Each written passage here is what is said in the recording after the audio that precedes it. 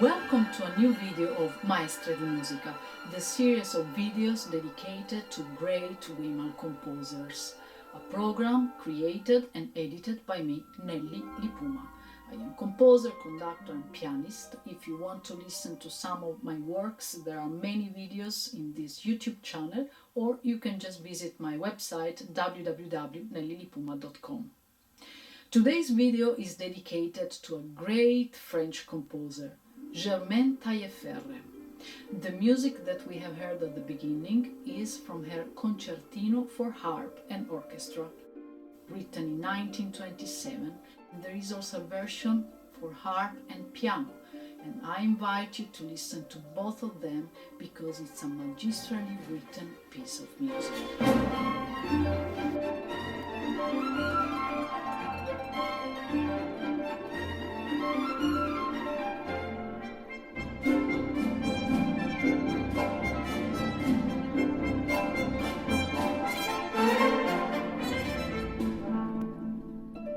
Germaine Tailleferre was born on April 1892 near Paris. The mother, Marie-Désirée Tailleferre, was forced by her father to marry the young Arthur Tailleferre for the simple reason of bearing the same family name. The arranged marriage proved unhappy. Arthur was a very unpleasant man, to the point of even bringing his lover into the house and introducing her to his wife. From this marriage 5 children are born. Germaine showed great musical talent from an early age, so her mother began to teach her the piano in secret, against the will of her father, who was absolutely against the idea of having his daughter study music because he despised women musicians. To avoid his anger, Germaine had to study when he was not home. But thanks to the complicity of her sister and the tenacity of her mother, she managed in 1904 to pass the admission exam to the Conservatoire of Paris, where she was admitted as a child prodigy, gifted as a pianist and with a phenomenal memory. She has started writing her first compositions before she even entered the conservatory. Her studies proceeded brilliantly, earning a first prize in solfeggio, in 1913 the first prize in harmony and counterpoint at the conservatory, and in 1915 the first prize in the fugue. Tailleferre wrote that she had obtained the first prize in solfeggio with much difficulty due to her father's terrifying hostility. "He calmed down a bit," she said, after his friends complimented him on the award I received. When he read in the newspaper that his daughter had won an award, he accepted the idea that she studied music. He allowed her to continue her studies, but always refused to support her financially. It was for this reason that Germaine, as revenge, changed her family name from Tailleferre to Tailleferre. There is also another version on why Germaine decided to change her name, namely for the embarrassing meaning of her original family name. After this rather hard beginning, we sweetened the spirits with a bright work for piano solo, the Impromptu in E major, written in 1909. As usual, for copyright reasons, we will listen only to a short exception, but I leave the link below in the description.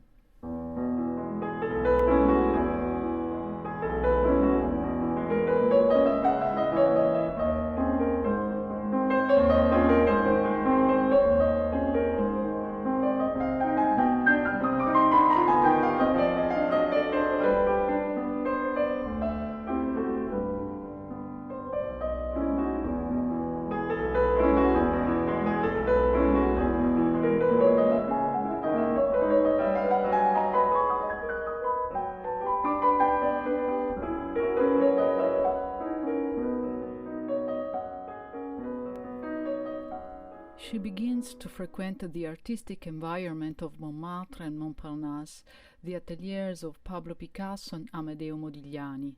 In the ateliers there were also concerts with excellent and famous musicians. The premiere of some of her compositions takes place in one of these ateliers. Her trio for violin, cello and piano is from these years, and now we listen to a short excerpt.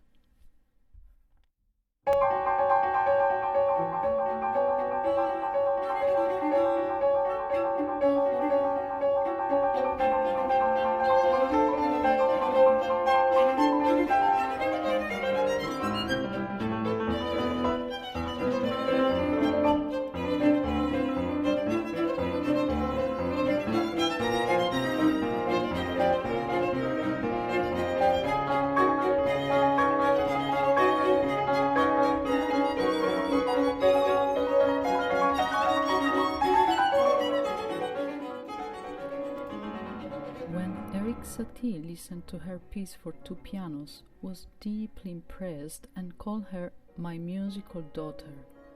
From the friendship with other musicians was born, around 1920, the group of Les Six. Its members were Germaine Tailleferre, Darius Milhaud, Arthur Honega, Francis Poulenc, Georges Euric, and Louis Duret. Poulenc said of the group, "Originally, it was simply a group of friendships and not of style. Then, little by little, we developed some common ideas." It was the writer Jean Cocteau who, in 1918, wrote the pamphlet of this group, anti-romantic and anti-Wagnerian, starting from the Impressionism, emphasizes the simplicity and plasticity of the melodic line. During these years, Tailleferre spent a lot of time with Maurice Ravel. The relationship between the two was only artistic. Ravel was interested in young composers and gave Germaine advices on both writing and orchestration. They always took long walks together and spent many hours at the piano. The friendship between the two mysteriously ended in 1930, and Tailleferre never saw Ravel again. She always refused to provide any explanation about it. In 1923, the Princess of Polignac, a wealthy American patron, commissioned to Tailleferre a piano concerto which was successfully performed with Alfred Cortot at the piano. The style of the concerto is neoclassic. I would define it neo-baroque. In fact, it is clear the reference to the Brandenburg Concert No. 3 by Johann Sebastian Bach. Let's listen to the beginning.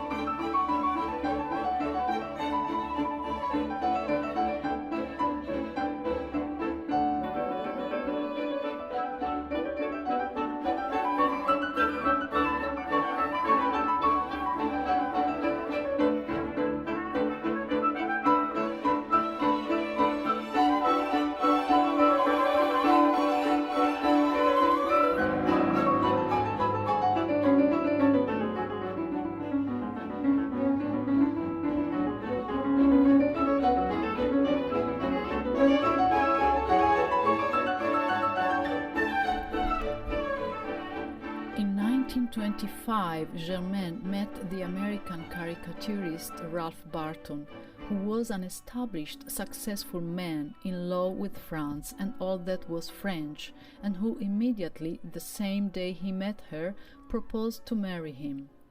Germaine accepted, and they went to live in New York. Here she knew her husband's friends, among whom there was also Charlie Chaplin, who admired Tailleferre's work a lot and wanted her in Hollywood to write music for his films. But Ralph, although he was rich and famous, was very jealous of his wife's success and forbade her to go. He tried in every way to hinder her career. In 1927, Ralph decided they had to return to live in France. Traveling, Germaine met the famous poet Paul Claudel, brother of the great genius, the sculptor Camille Claudel, whom he, with the complicity of his mother, had locked up in an asylum for 30 years. Paul Claudel asked Germaine to write the music for one of his odes written in honor of the chemist Berthelot. Tailleferre accepted and composed Sur le rampant d'Athènes. When Paul Claudel became ambassador in Washington, he thanked Tailleferre for her music by appointing her husband, Barton, to the Legion of Honor in Foreign Affairs. In case you have not understood, I repeat, she wrote the music. Paul Claudel, in order to thank her for her work, awarded the title of the Legion of Honor to her husband.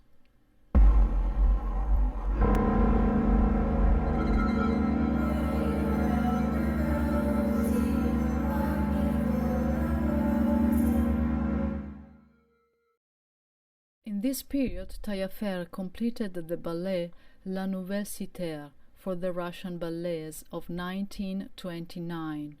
Let's listen to the last of the three dances, Galop, masterfully performed by the duo Cornelia Lencin, piano, and Elisa Urestarathu Capellan, saxophone.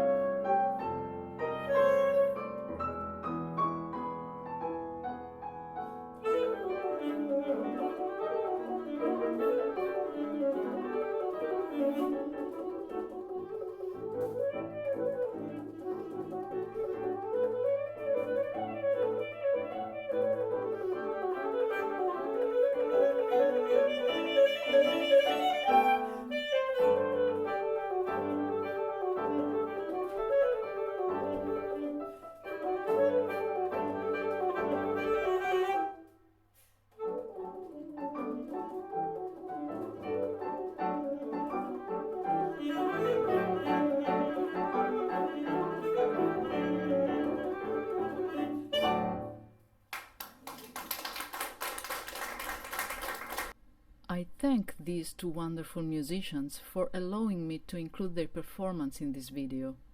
The duo Lencin Urestarathu has recorded a CD, Los Seres del Mar, entirely dedicated to works by women composers. In addition, they also created the Women Composers Project, where they present new works written by women. In 1929, she separated from her husband, Ralph Barton, who, although he was rich and famous, besides being envious of his wife's success, he suffered from severe manic-depressive disorders and committed suicide 2 years after the divorce. From Tailleferre's memoir. Having learned that I was pregnant, he took suddenly to a fit of madness and asked me abruptly to agree to him firing a gunshot at my stomach in order to kill the child. He vowed that it would be nothing, that I would be treated afterwards without pain. To my horror, he became more and more threatening. He had visibly lost all reason. My only duty was to my safety. I hid in the shrubbery because this place was deserted and there were no neighbors. I expected no help. I reached in time the Grand Hotel, where one of Ralph's friends took me under his protection. reaction to divorce and above all a cure for soul and mind to this nightmare relationship were surely the six chansons françaises, which are a true musical and literary delight. Germaine used texts written by women from the 15th and 17th centuries. Germaine fell in love again with the French jurist Jean Valjean, handsome and romantic. From this relationship in 1931 was born her only daughter, Françoise. Germaine doesn't want to marry again, mindful of the martyrdom of the previous marriage, but at the end, unfortunately, she accepted to marry. Another nightmare marriage. The handsome and romantic Jean Valjean is a violent husband and beats his wife and daughter.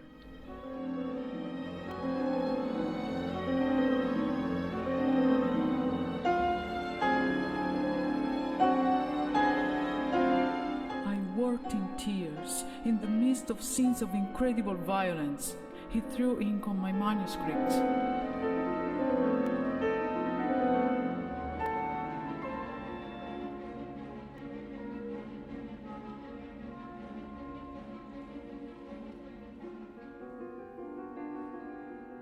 When Valjean fell ill with tuberculosis in 1934, Tailleferre accompanied him to the sanatorium hospital in Switzerland, exiling herself from the Parisian environment in which she had created her artistic connections.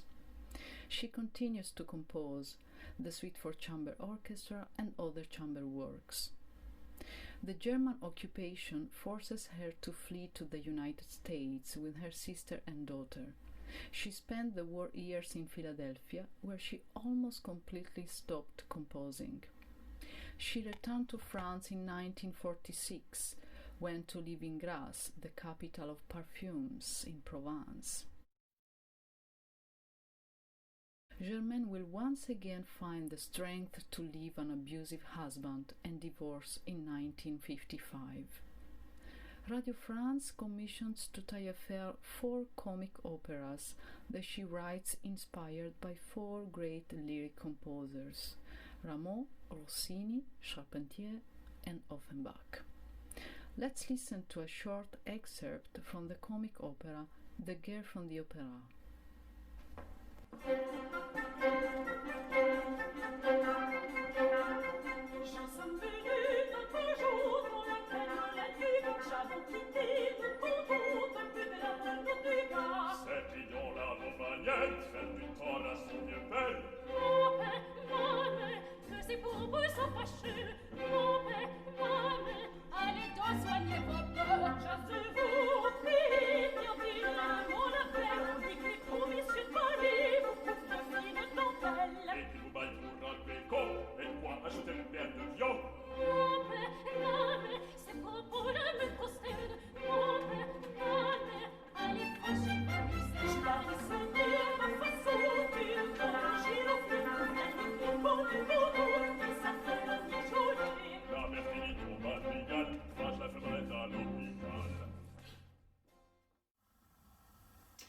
From the 60s, she wrote music for films and began touring Europe in duo with the baritone Bernard Lefort, who remained among her closest friends until the end of her life. She died in Paris in 1983 at the age of 91. She has written lots of music for solo instrument, chamber music, vocal music, concertos, ballets, operas, music for films, documentation, television and radio. On her life, she wrote, "I have had a really difficult life. I don't like talking about it because I write happy music as a liberation." And with these words, with this message of happy music, I want to end this video with the hope of being able to soon start sharing happy music and the happiness of music in real and not just virtual spaces. If you like this video, don't forget to click on thumb up, subscribe, visit my website www.nellylipuma.com. I leave you with what is considered her musical masterpiece, the Concerto Grosso for 2 pianos, 4 saxophone, 8 solo voices, choir and orchestra, written in 1934. See you to the next video. Ciao!